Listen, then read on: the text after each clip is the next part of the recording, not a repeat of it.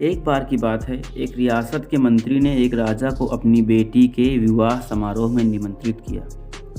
जब राजा अपने परिवार के साथ विवाह समारोह में पहुंचा, तो मंत्री उन्हें सम्मानपूर्वक विशिष्ट आसन पर बैठाने ले गया। तो मंत्री ये देखकर बहुत लज्जित हुआ कि एक सफाई कर्मी वहां बैठा हुआ था। उसने सफाई कर्मी को सभी के सामने वहां से उठा फेंका और उसे बहुत डांटा। सफाई कर्मी ने बहुत अपमानित महसूस किया और बदला लेने की योजना बनाने लगा।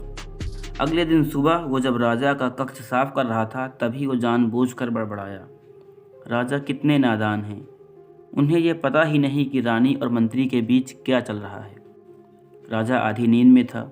यह क्या बकवास कर रहे हो? उसने पूछा। महाराज, मैं पूरी रात सो नहीं पाया, मैं तो नींद में बड़बड़ा रहा था, सफाई कर्मी जवाब में बोला। हालांकि उसकी बात सुनकर राजा के मन में संदेह के बीच पड़ गए थे। राजा अब मंत्री से चिढ़ने लगा और समय समय पर अपमानित करने लगा। एक दिन तो उसने द्वारपालों से ये तक कह दिया कि वे मंत्री को महल में घुसने ही न दें। मंत्री राजा के व्यवहार से बहुत चकित था, लेकिन कुछ विचार करने के बाद उसे समझ में आ गया कि सफाई कर्मी ही इसके लिए जिम्मेदार हो सकता है। मैंने उसका अपमान किया था और उसी का उसने बदला लिया है। अब मुझे उसे दोबारा प्रसन्न करना होगा, तभी वो राजा की निगाह में मेरा सम्मान दोबारा दिला सकता है, मंत्री ने सोचा। एक दिन उसने सफाई कर्मी को अपने घर भोजन पर आने का निमंत्रण दिया और कहा, मेरे दोस्त, मुझे क्षमा कर दो, मैंने तुम्हारा अपमान किया था, मुझे गलती का एहसास हो गया है।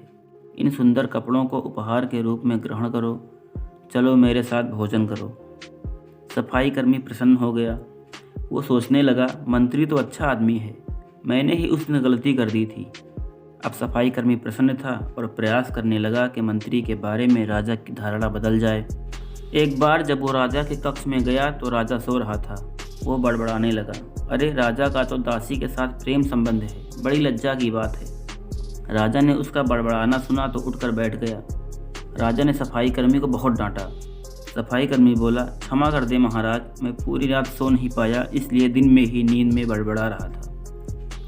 राजा को अपनी गलती समझ में आ गई। इस तरह की अफवाह के चक्कर में आकर उसने अपने बहुत अच्छे सलाहकार की अनदेखी शुरू कर दी थी। राजा ने मंत्री को बुलाया और दोनों फिर से मित्र बन गए।